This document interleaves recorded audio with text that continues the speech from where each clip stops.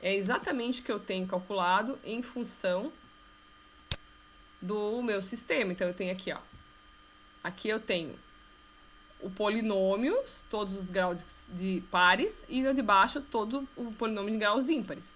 E agora eu vou montar os coeficientes calculando B1, B2. Como é que calcula B1? Faz o determinante. Vai ser 20 vezes 80 menos 400 vezes 1 sobre esse número 20. Esse vai gerar o B1. Se nós olhar, tá lá em cima, ó.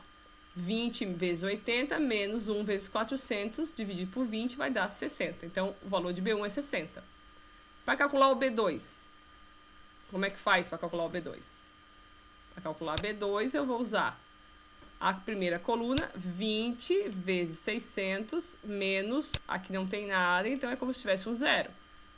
0 vezes 1, não é nada. Então, 20 vezes 600 dividido por 20. Então, B2 vai dar 600. Então, tá lá o cálculo de B2, 600. Fechou essa linha, não tem mais nada para calcular. Calcular o C1. Para calcular o C1, eu vou usar... Para calcular o C1, novamente, eu vou usar B1 vezes 400 menos B2 vezes 20 dividido pelo B1. Essa é a fórmula que não está na tabela. Tá lá. O B1, que é o nosso 60, vezes 400, menos o B2, menos o 20, vezes o B2, que deu 600, dividido pelo B1, que é 60, vai dar 200. Então, cada termo aqui é feito montando essa referência da tabela do determinante que liga os pontos dessa coluna. Montei toda a matriz, o que eu faço? Análise do primeiro termo. Eu estou aqui com a matriz pronta. Essa é a matriz final. Eu olho a primeira coluna. Esse é o primeiro termo, é 1, o segundo termo é 20, que vieram do próprio polinômio, e os termos calculados. 60, 200, 600. Não houve nenhuma alteração de sinal, são todos termos positivos. O que significa isso?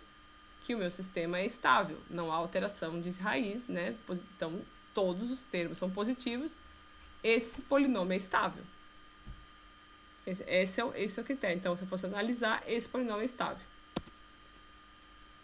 Uma coisa bem interessante dessa análise também é a gente verificar que, quando eu vou fazer essa matriz, como você dá valores muito grandes, né? Tem ali 1, 80, 600, 20, 400, eu posso multiplicar ou dividir essa linha como eu quiser, para facilitar o meu cálculo. Se, por exemplo, tiver uma matriz com número quebrado, e eu achar uma forma de tornar a matriz inteira, eu também posso, com isso, fazer esse cálculo e tirar esses termos quebrados usando um certo número.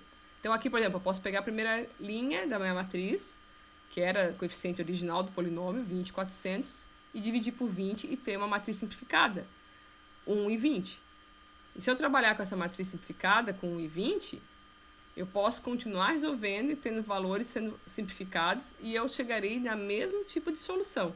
Continuo tendo uma matriz que nenhum valor teve troca de sinal. Tá? Então, continuo mantendo o que me interessa, que é saber se o sistema é estável ou não. Vamos ver aqui um outro exemplo, né, que mostra como fazer essa questão. Tem aqui um polinômio agora de ordem 5. Esse polinômio de ordem 5, ele é o polinômio S cubo, S na quinta, mais S na quinta. Então, como S na quinta, na linha do S na quinta vai aparecer aqui primeiro o 1, S na quinta. Na sequência vai aparecer 2 do S ao cubo. E na sequência 21 do S. Na linha de baixo vão aparecer todos os termos pares agora, que é o polinômio de grau 5 menos 1, que é o 4. Vai começar do S, 2S na quarta. Vai partir para o 12 de S quadrado. E aí o último termo é o 10, que é o termo independente. Então, essas duas linhas, elas correspondem ao polinômio original. Polinômio Q. O que eu vou fazer agora? Agora eu vou analisar se houve aqui troca de sinal, fazendo todo o cálculo no sistema. Então, começa a calcular. Como é que calcula? Termo 2 vezes 2, 4, menos 12 vezes 1. 4 menos 12 vai dar menos 8, dividido por 2, menos 4. Então, eu faço o determinante, ó. 2 vezes 21, menos 10 vezes 1, sobre 2, 16. Não tem mais como continuar, aqui fica zerado. Próxima linha. Multiplica menos 4 vezes 12, menos 16 vezes 2, sobre menos 4, vai dar 20. Temos o seguinte, menos 4 vezes 10, dividido por menos 4, porque não tem subtração, dá 10. E eu vou fazendo isso termo a termo, até chegar no último termo do termo independente. O que vai se analisar nessa matriz? Sempre vou analisar se a matriz teve mudança de sinal. Então, aqui teve, ó, na primeira coluna, 2 termos eram positivos, o termo seguinte é negativo. Então, houve uma alteração de sinal de mais para menos. Na linha seguinte, voltou a ser positivo. Então, houve 2 mudanças do sinal. O que significa isso? Significa que vai ter 2 raízes que são positivas nesse sistema. E, por isso, o sistema não é estável. Então, eu consigo descobrir, além de que o sistema não é estável, de que o sistema tem 2 raízes que são com parte real positiva. É claro que eu não precisaria ter continuado até o fim aqui da matriz para saber que ela era instável. Se eu quisesse só saber se o sistema é estável ou não, eu poderia chegar aqui no menos 4 e dizer, opa, já fiz o cálculo, descobri aqui que deu menos 4, então esse sistema aqui vai ser instável, porque já teve alteração do sinal da primeira coluna da matriz. Tá? Isso também é possível fazer assim. Agora, se eu quiser saber quantas raízes tornam ele estável, aí é interessante você continuar a matriz. De fato, se eu pegar esse polinômio aqui de quinta ordem, eu vou ter 2 raízes que são menos 1, uma raiz que é menos 2, então são raízes estáveis, raízes negativas, mas vou ter 2 raízes complexas conjugadas que vão ser positivas. Da mesma forma do exercício anterior, eu posso, ao longo do exercício, ir simplificando a tabela e vou chegar na mesma conclusão, tá? Então, essa questão de simplificar ou não a linha de um sistema fica por gosto do executor. Por exemplo, aqui, se eu pegar a segunda linha, que era 2, 12, 10, eu poderia simplificar ela como 1, 6 e 5. E ainda assim continuar o meu sistema e vai funcionar igual e vai dar a mesma resposta, que o sistema é instável. Tá? Então, o que eu quero que vocês façam, né? Primeiramente. A primeira coisa que eu quero que vocês façam é que vocês tentem aplicar esse critério nesses 4 exercícios que estão aqui, que é o slide 17, onde vocês têm que analisar se o sistema é estável ou não, através do critério de Routh-Hurwitz, tá? Esse é o primeiro ponto. Outra coisa que a gente vai fazer ao longo dos exercícios que eu vou passar é uma análise que é muito importante na análise de estabilidade de sistemas, porque não só para saber se o sistema é estável, que a gente conhece, o polinômio é interessante, mas também quando a gente tem um sistema onde eu tenho já uma função, onde eu desconheço um parâmetro. Por exemplo, se esse sistema aqui fosse um sistema de controle e eu tivesse um controlador proporcional K, eu poderia tentar descobrir que faixa de valor de K eu posso colocar nesse controlador, de forma que o meu sistema não perca estabilidade. Então, por exemplo, tem aqui, ó, o K sobre S, que multiplica S quadrado mais 4S mais 5. Esse sistema, se fosse malha aberta, ele seria instável, porque tem uma raiz em zero. Né? S igual a zero aqui no primeiro termo. No entanto, ao fechar essa malha, eu vou chegar com essa função de transferência aqui de malha fechada. K sobre S ao cubo mais 4S quadrado mais 5S mais K.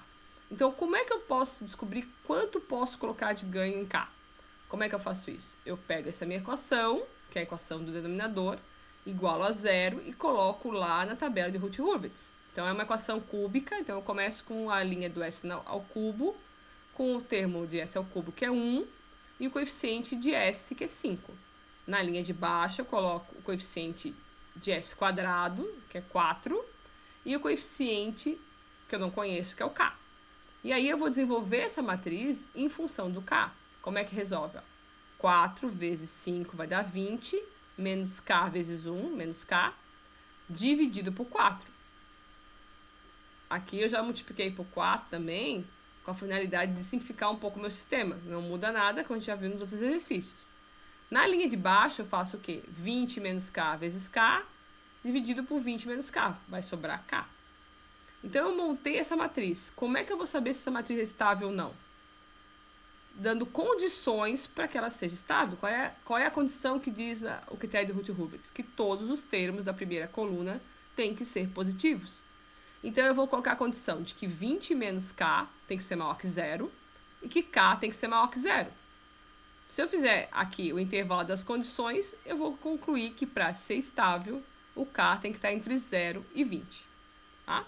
E aí, com isso, se eu tivesse um sistema de controle que usasse controlador proporcional, por exemplo, eu poderia dizer que esse controlador não pode passar de 20 o ganho a ser aplicado nele, com o risco do teu sistema perder estabilidade, que é um dos pontos mais importantes na hora de fechar uma malha de controle. Um outro exemplo aqui, ó, eu tenho uma situação similar, né? Onde eu tenho um polinômio característico, que é um pouco mais complexo, desce na quarta, e esse polinômio vem desse sistema aqui. Ao fechar essa malha, esse aqui é um sistema que originalmente ele era também um sistema instável, tem um polo em 1. No entanto, quando eu fecho a malha de controle, nosso objetivo é tornar o sistema estável. Então, eu consigo tornar esse sistema estável usando um controlador proporcional? Sim, né? Um ganho K. Como é que eu faço isso? Monto novamente a matriz com esses ganhos, e aí eu vou analisar as condições dessa matriz, né? Ao calcular, vai ficar tudo em função de K. E essas condições aqui, elas vão gerar um sisteminha de inequação, e essas inequações, elas vão me permitir dizer, ó, para o teu sistema ser estável, o teu K, ele tem que ser maior do que 132 e menor que 1,27. E aí você tem que achar a condição dentro desse sistema para que essas condições sejam garantidas para o teu controlador. Então, isso aqui é típico de um sistema de controle e é bem interessante de ser usado. Nós vamos utilizar na sequência, quando a gente for analisar cálculo de P&D, para nós podermos fazer esse cálculo de P&D já avisando que o controlador calculado garante estabilidade acima de tudo. Tá? Hoje eu vou até aqui nesse conteúdo, né? Vou passar para vocês a atividade e depois a gente retoma com os casos especiais. Obrigada a todos.